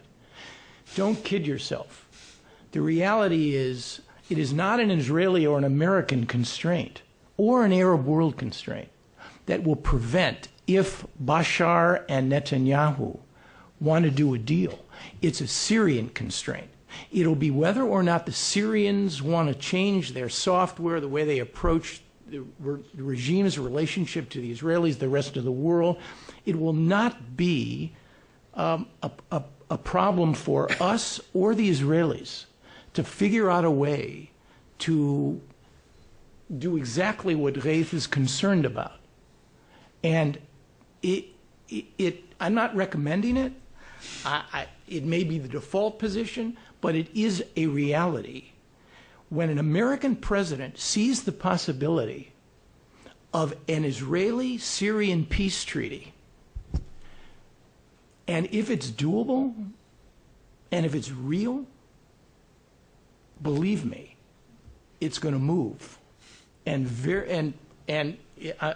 it's not my preferred approach. It's never been, because it doesn't address the other issues that need to be addressed, but it's very real. And it's by no means dated. Yes. I didn't mean that you're dated. No. I know I'm dated. David? Okay, thank you. Yeah, hi, my name's Dave Pollack. I'm from the Washington Institute for Near East Policy. And my question is, I guess mostly for Aaron, but I'd welcome other comments. And that is, going back to the Israeli-Palestinian track, let's leave Syria aside for the moment. Are there any new inputs or ideas that the United States could inject into the process that would help move things forward? And let me just throw out three examples of what might be possible, although I'm not necessarily supporting any of these. One would be peacekeeping forces, NATO, U.S., I don't know what, Arab or something like that, to help figure out the security issue. Another possibility would be an undertaking by the Palestinians to let settlers stay where they are if they agree to live in a Palestinian state, let's say. And a third possibility might be some kind of maybe private but coordinated U.S., Israeli, and PA effort to undermine Hamas and maybe topple its control ultimately in Gaza, maybe through an election, maybe some other way, in order to facilitate a broader solution. These are, in other words, what I'm groping for here is some substantive suggestion that's new and different that might create a different dynamic on the Israeli-Palestinian track? Thank you. I'd only offer one comment. I see no substitute, none. No creative fix, no clever instrument, no rescue operation from abroad, no bold, dramatic initiative, unless Israeli and Palestinian leaders are prepared, which they haven't been. Whether they are now is an arguable proposition, to pay full price.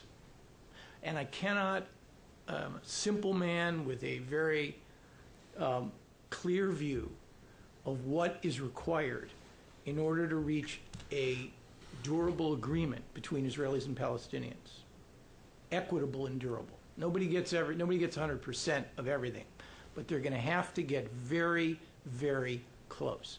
And until you have an Israeli prime minister and a Palestinian president who are prepared to pay that price, we could create incentives and perhaps disincentives to get them part of the way there, but you cannot. And this is where I cannot get my mind around the problem. You cannot get them all the way there unless they are prepared to go themselves. And this is the problem with all of the Washington-centric ideas and strategies and commitment to this process. I can't figure this out. You can help me try to figure this out. But every breakthrough, every one, occurred without the foreknowledge of the United States. I cannot get that elemental fact out of my mind. Egypt, Israel, Israel, Palestinians, Israel, Jordan. Every single one. And they were produced by crisis and opportunity. A combination of a crisis so severe that the Arabs and Israelis had to respond, and an opportunity in the wake of that crisis which offered them an incentive. They were all homegrown. But so I can't, it's an elemental point in my understanding of what can actually be done in the next 4 years. What I would add to that, though, is that I think what Aaron is doing is shortchanging his own proposal at the end of when he was up here at the podium, about these delegations of these foreign ministers traveling to Ramallah and Jerusalem, and that's not because I'm focusing on the travel agenda, but more, I think that if there is a new idea here, it is the idea that the only place where you might look for this kind of breakthrough that we're looking for is by contextualizing the Israeli-Palestinian differently. And I think that one should not, again, underestimate the revolutionary dimension of this idea, which Aaron discussed at the end of his presentation. Because yes, of course, it all boils down to, at the end, what Aaron just said, which is the political will of leaders to make these very, very tough decisions. But I think that the only way you can get that will is if you can change the incentive structure. And I think that the promise, and again, I think that there is very limited things that the Palestinians can give Israel, and therefore I don't think that in the bilateral context you can change the incentive structure. But if the Arab world, in a way, would respond to King Abdullah of Jordan's challenge at his speech a few blocks from here at CSIS, right? And the Arab world and the Arab leaders would in fact get around this concept of operationalizing the initiative, then I think there is an opportunity to change the incentive structure for Israel and to contextualize the Israeli-Palestinian issue differently in a way that then, you see, I'm also, again, going back to this domestic scene, I'm also asking myself, so what would it make it possible for Netanyahu to make the switch that we're looking for? Now, of course, one way to do this is the way that Sharon, did it. When the settlers came to him and said at the eve of the disengagement from Gaza, how could you have done this? After all, you're our father, right? So, this is a classical sort of Sharon thing, which is what you see from there is not what you see from here, which is to say, okay, this is when I was there, now I'm prime minister, I have it. Now, I don't think that with Netanyahu that's going to be enough. I think he will have to make the case. And the only case that Netanyahu will be able to make is there are much bigger issues at stake here, both in terms of the Israeli interest in helping America contain Iran, but that's only one part of it. The other part is the incentives. So here again is the question of whether the Arab leaders will rise to King Abdullah of Jordan's challenge and work to make this a reality in terms of the offer. Then I think that you may see a dramatic change. If I may, sorry. Just very quickly, in terms of political, I agree with Aaron that ultimately the leaders themselves have to want it. However, people change. The fact they don't want it now doesn't mean that they're not going to want it in the future. And the whole process that I'm talking about, the whole American engagement should be how do you start inching the leaders towards that place. Look at Sharon when he first took power. He was, in his mind, he was nowhere near a disengagement or anything of this sort. He shifted while he's in power. Look at Tzipi Livni and Olmert. So you can create a dynamic that will lead to the leaders being in that place. Just a couple of comments on Dave's specific recommendations. In terms of peacekeeping, it might have a place in the final deal on very specific issues like the border crossings. But it will not deal with the very basic security issues today. I don't see a country in the West which is willing to deploy its soldiers in the back alleys of Nablus to be shot at and shoot Palestinians. And any Arab country that gets involved will have to pay a very, very huge domestic political price for that. It's too complicated.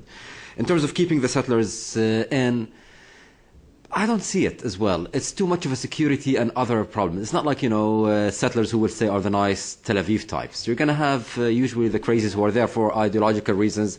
It will become a security hotspot to keep them. And finally, Palestinian-Israeli-American conspiracy to topple Hamas. If it's doable, the Israelis would have done it a couple of months ago. I don't think, given the current political reality, it is possible. I don't think Abbas has the political credit right now to be part of something like that. Now, if we have a different political environment where there is a credible peace process, where things are moving and things are done in that context, maybe the calculus will be different. But today, I just don't see that as a possibility. Aziz Fahmi, Saudi TV. Aaron, in terms of the bold option that you talked about, is this something that is the Obama administration is actually discussing, or this is your idea? Have been any discussion with Arab capitals about this idea, and how the two panelists think that if this is to actually materialize, can do the trick? I don't know. I thought about this idea because I literally had been so depressed by my own comments that I over the last 6 months that I decided I had to try to be more creative to try to do what I used to do. No, I doubt.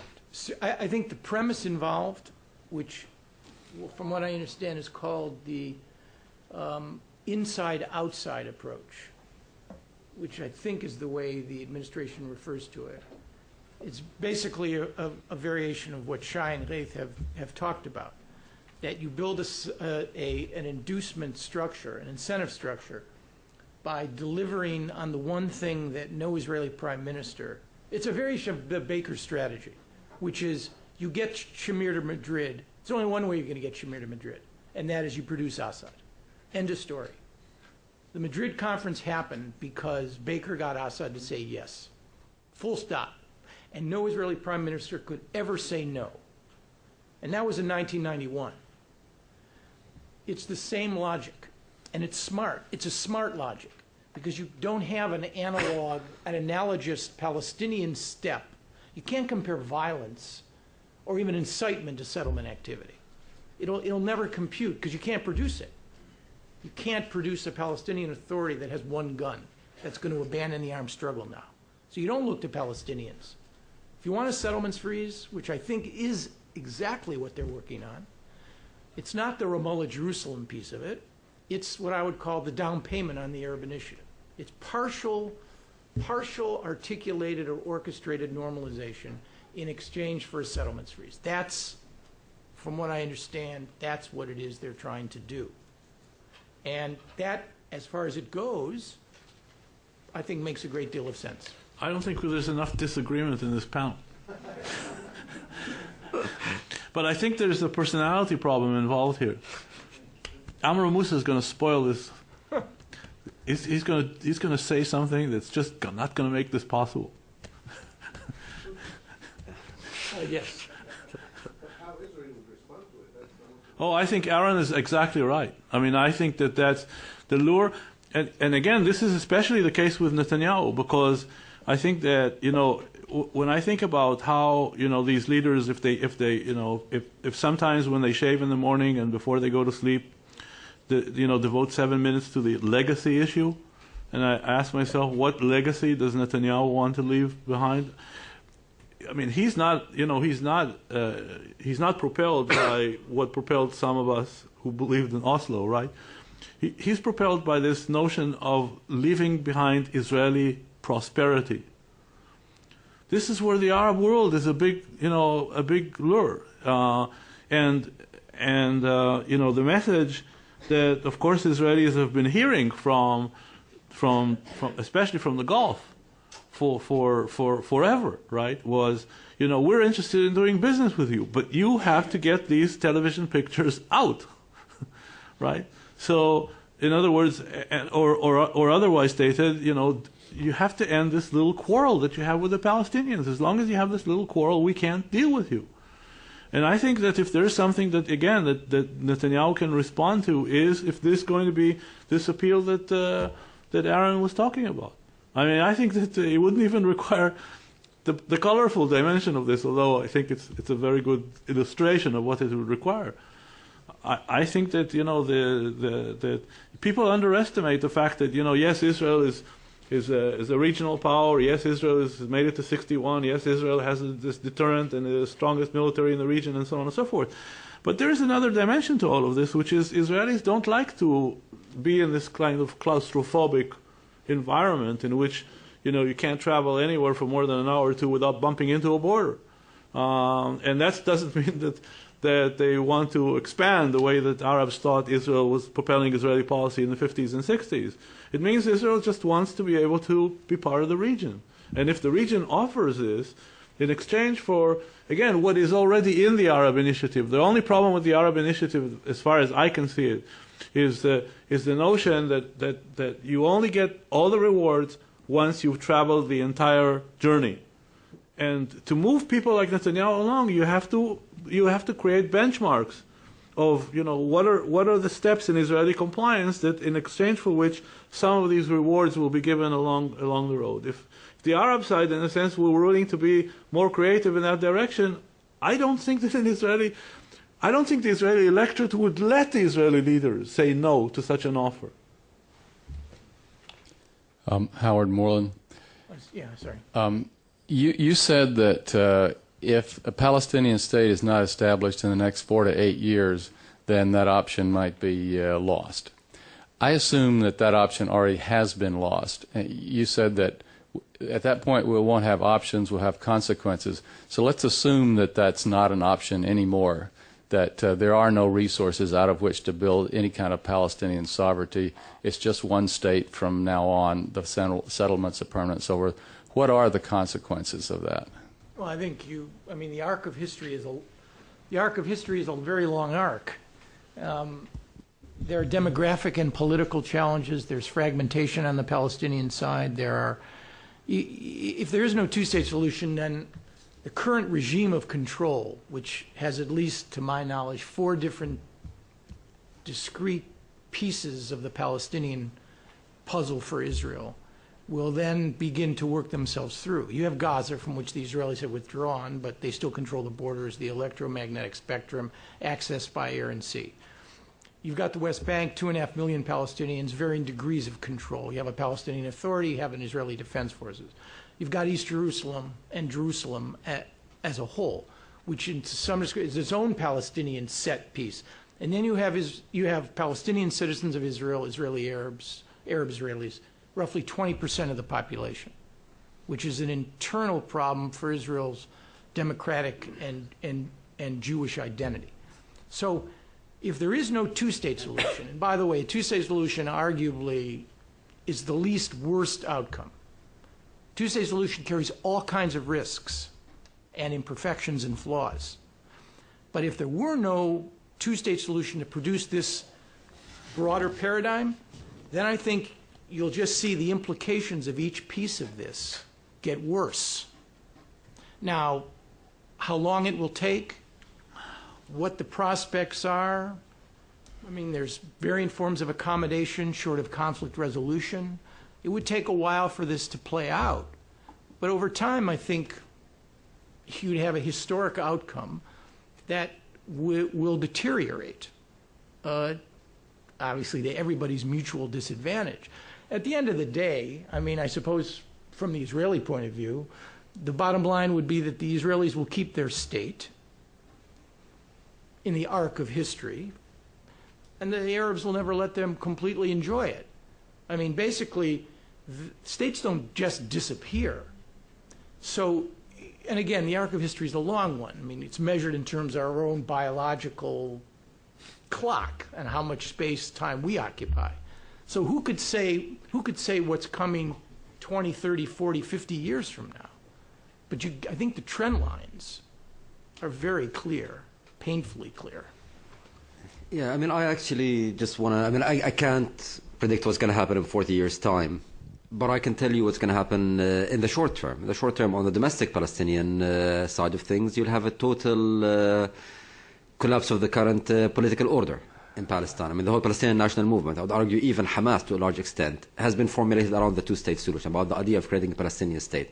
Remove that, I think organized Palestinian political action becomes impossible, and we'll end up into complete fragmentation, complete chaos. I mean, this will set back any possibility of a Palestinian national movement reformulating for a while. Israel, by the way, also has options. I mean, one option that Israel has in this situation is create a Gaza-like scenario where you close off the West Bank, the bit that you don't want, dump it on Jordan, and make it Jordan's problem. You know, the answer is not this one state where ultimately everyone's going to be equal. There are many, many things short of that.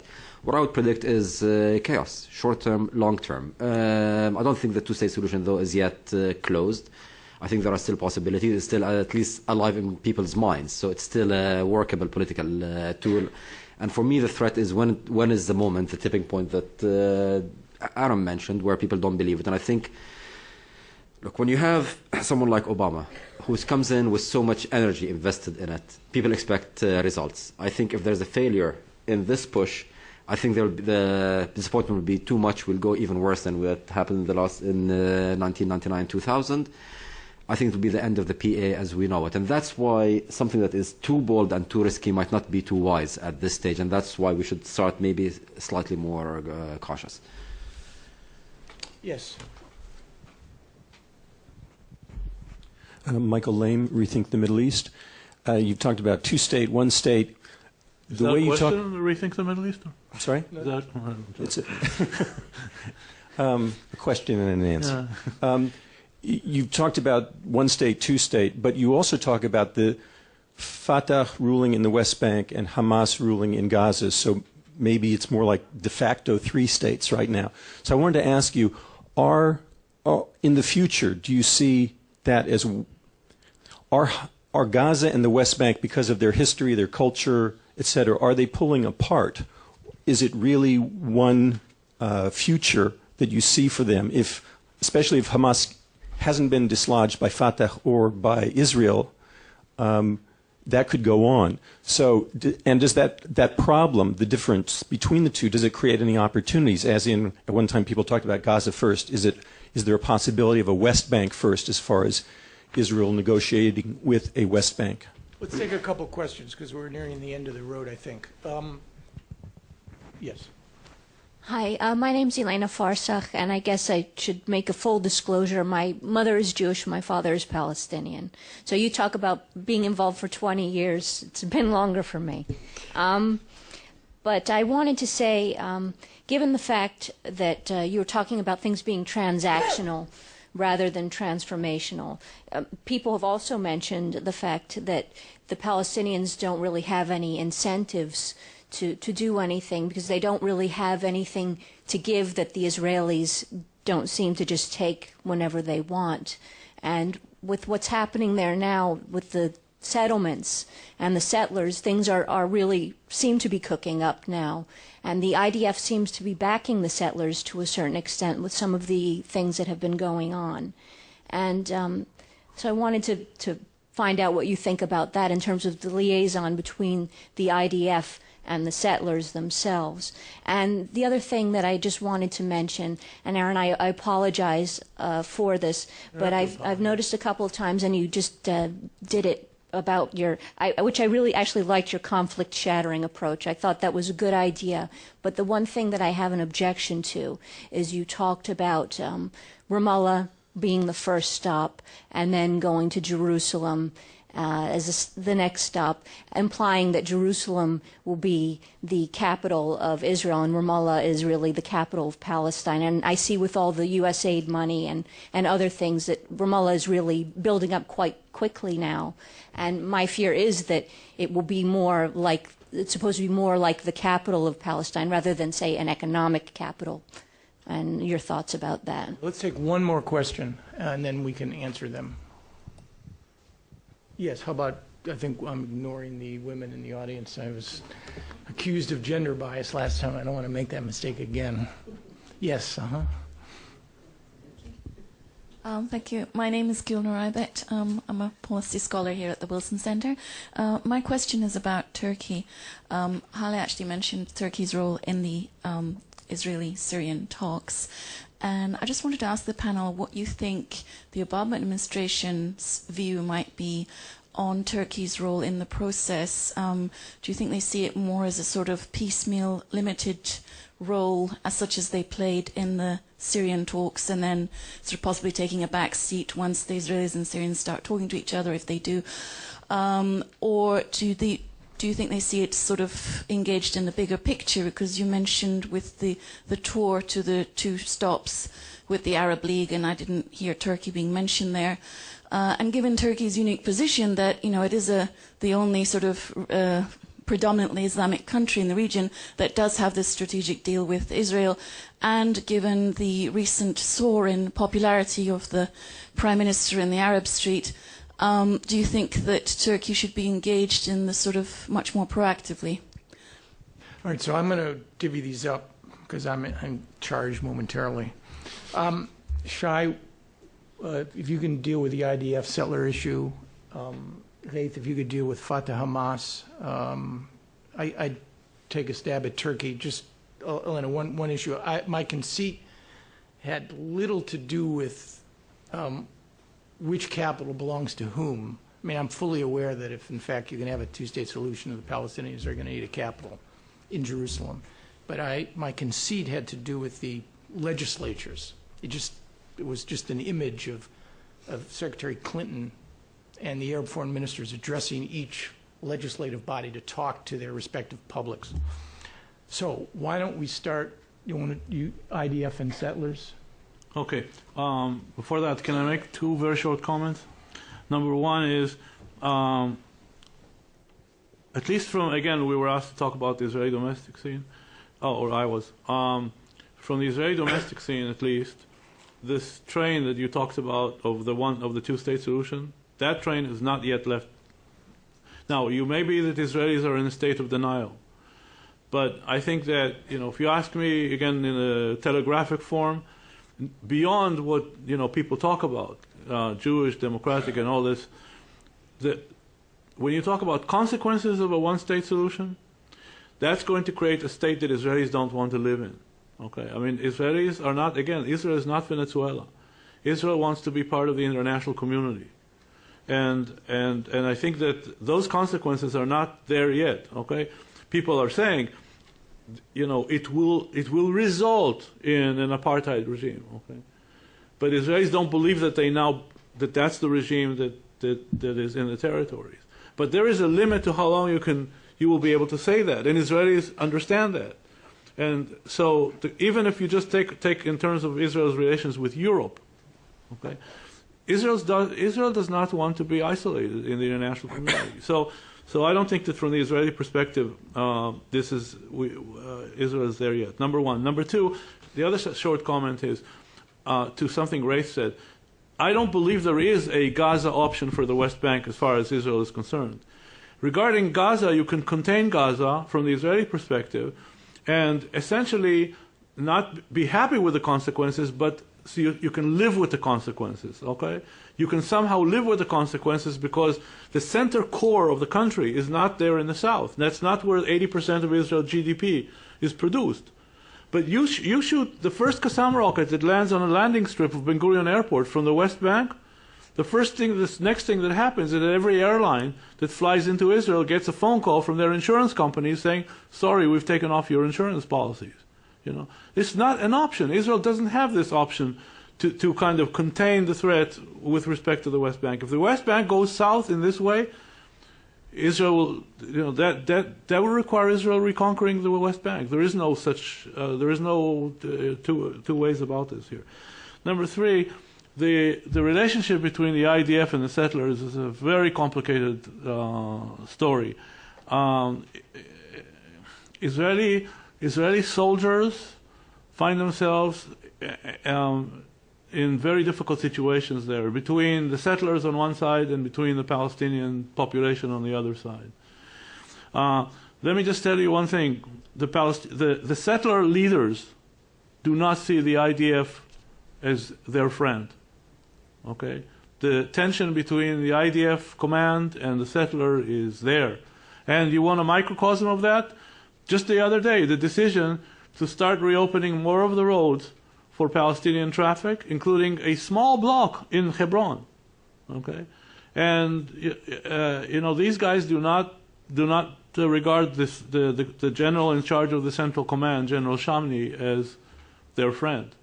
And they're gearing up to a big confrontation because, again, you go back to this issue, and now this confrontation the IDF will be part of this. The government itself will be another part of this. Because, as I said, Netanyahu understands that the biggest problem in terms of this economic peace that he wants is the issue of movement and access. Well, movement and access means checkpoints and roadblocks. Everybody knows that, okay? And any terrorist act that will happen after that, which has already happened, the settlers will accuse both the IDF and the political leadership for taking the risks involved in lifting checkpoints and roadblocks to make the economic peace. So this is not a period of confluence of interest between the IDF and the settlers, and it's going to get, depending on what your political perspective is, worse or better. Yeah, I agree, by the way, with Shai on the issue of settlers. It's very complicated, and often in recent times, settlers got perilously close to an outright confrontation with the IDF and with the mainstream of Israeli society. So it's not a very simple relationship. In terms of Turkey, for some time, Turkey was actually considered as a potential main player, even possibly being the tool to crack the Gaza-Hamas knot. However, I think Erdogan's behavior during the cast-led have really kind of pushed him back a little bit from that particular conflict. The way he stood with Hamas very openly maybe bought him some credibility in the Arab street, but definitely made him fairly unwelcome on different levels. In terms of just one point on your earth-shattering scenario, it might be a useful tool to kind of, give the last push when things become ripe. If you start the process with that, though, it's bound to collapse, and the price of failure is really, really big in this situation. And finally, to the point that I have to, I guess, answer the West Bank first scenario. No Palestinian leader, maybe some Hamas, I'm not sure, but definitely no PA leader can accept a deal that separates the jury, theoretically separates West Bank from Gaza. That's why Salam Fayyad and Abu Mazen are still paying salaries in Gaza. That's why we're not going to have elections in the West Bank alone. They cannot afford to be seen as giving up on one part of Palestinian territory, theoretically. So any peace deal will have to include both West Bank and Gaza. But the deal is one thing, the implementation is another thing. And one can see a situation where you have a peace deal, but the implementation happens in the West Bank until you have a mechanism or a strategy to retake Gaza. I mentioned in my talk, I tried to mention that the peace deal might make Hamas on the defensive and might make them unpopular. However, just by becoming unpopular, they cannot be dislodged from Gaza. They're in charge there not only because they're popular, because they have guns and they have full control on the street. So it might be some time between a peace deal and Hamas possibly losing popularity and them being dislodged. So ultimately what you need is a peace deal that covers West Bank and Gaza. Implementation, though, can start in the West Bank. Gaza can remain where it is until ways found to deal with it. Please join me in thanking Shai and Ghaith.